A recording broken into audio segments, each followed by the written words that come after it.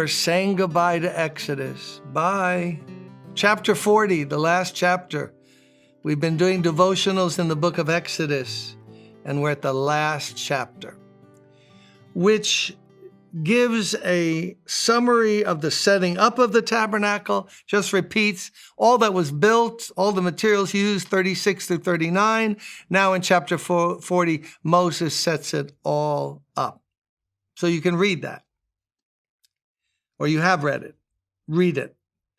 In verse of chapter 40, in verse 33, it says, Moses set up the courtyard around the tabernacle and altar and put up the curtain at the entrance to the courtyard. And so Moses finished the work. What a great man Moses was. All he put up with. Met with God, experiences with God, received the law from the hand of God. When it came to the tabernacle, notice the great thing said, he finished the work. Now that makes me think of all the people who have started to do something for God and quit before it was finished, their part was finished. You know, it's like starting a diet. Oh, I'm going to just nothing but kale, like for 41 days, kale and water. But then around the second day, an Oreo cookie walks by and has a voice, it calls you. One thing to start something. Oh, I'm going to teach that class. No, I'm going to be in the choir. No, I'm going to be in the prayer meetings and intercede for people. It's cloudy today. No, it's too sunny. No, it's too cold. No, it's too hot. You never know about the AC at the Brooklyn Tabernacle. Sometimes it could be down. Don't finish. Ministers who start, don't finish. They quit selling insurance or left the straight way to go off into Never, Never land. That's why Paul said at the end of his life, I have fought a good fight. I have finished the course. So I want to say to you today, let's do a little application. Has God put something on your heart to start? Not only is that an act of his grace, now you got to ask him for the grace to finish it. See, there's grace that begins, that steps out and says, no, I'm doing that. I'm joining the prayer band. No, I'm going to do this. I'm going to witness and pray for my neighbor until I see her find Christ. I just had my daughter, son-in-law, my grandson, Luke. They all were involved in winning a next-door neighbor to the Lord who's right now hanging between life and death. The children have found the Lord. Oh, my goodness. They never gave up. They invited her so many times to the Christmas show, praying for her, loving her. They would bring her up to my office and hoping, I hope she receives Christ tonight. Didn't happen. Never gave up. Now the work is finished. Maybe by the time I'm taping this, she's with the Lord. Don't quit. We got to finish. Got to persevere. Run the race. Finish it. Come on, let's finish. He finished the work. So if you started something, don't let the enemy distract you, discourage you. Who do you think you are being up there? Just keep your eyes on the prize. Keep your eyes on the Lord. Finish the work that he gave you to do. We also learn what happens at the very end of the story in verse 34. Then the cloud covered the tent of meeting, and the glory of the Lord filled the tabernacle. Moses could not enter the tent of meeting because the cloud of glory had settled on it, and the glory of the Lord filled the tabernacle. They did it God's way. They finished the work, and God sent his glory. That has a couple of meanings to me. What do you think?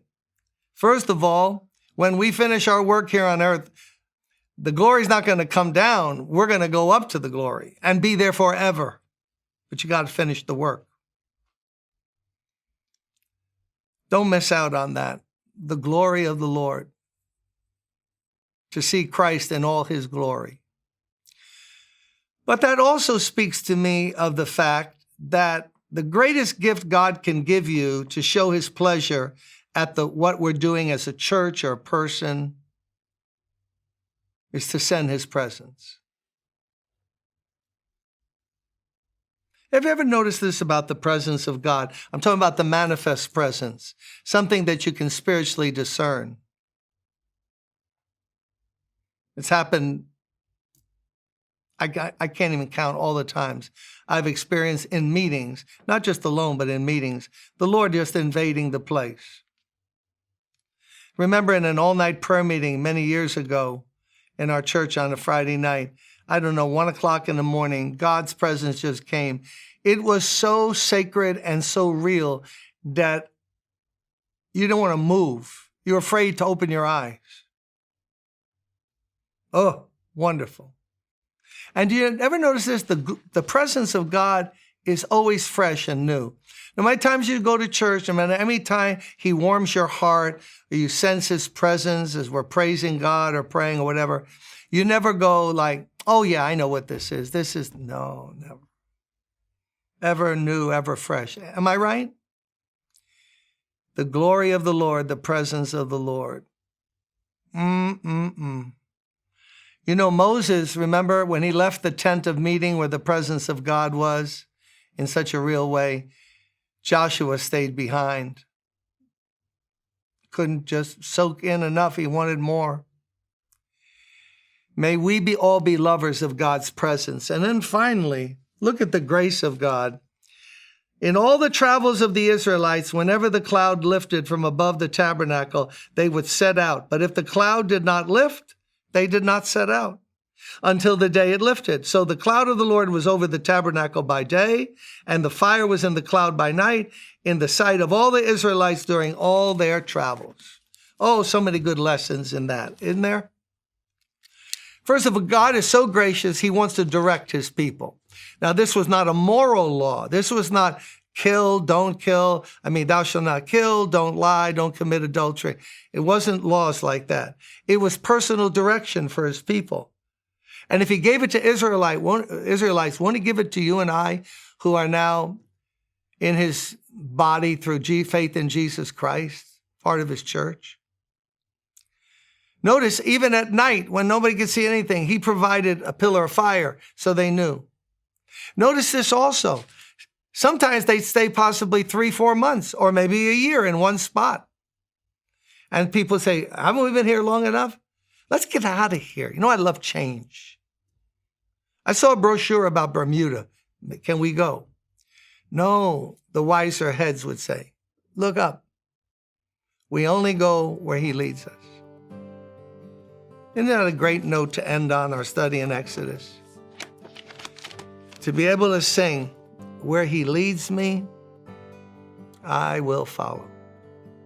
I'll go with him all the way. Are you confused now? Not sure what to do, pandemic and all of that? Don't be afraid. But I'm not worthy. They were not worthy, but he directed them for 40 years. He will direct you. He'll give an answer. You just got to look. Notice they had to look up to know where to go.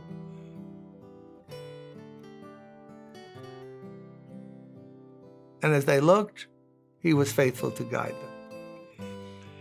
Now remember, on Monday, Labor Day, we begin Acts, introduction to Acts, then reading a chapter a day, chapter 1 from Tuesday, then Wednesday, chapter 2. What a great time we're going to have. God bless you and see you Monday.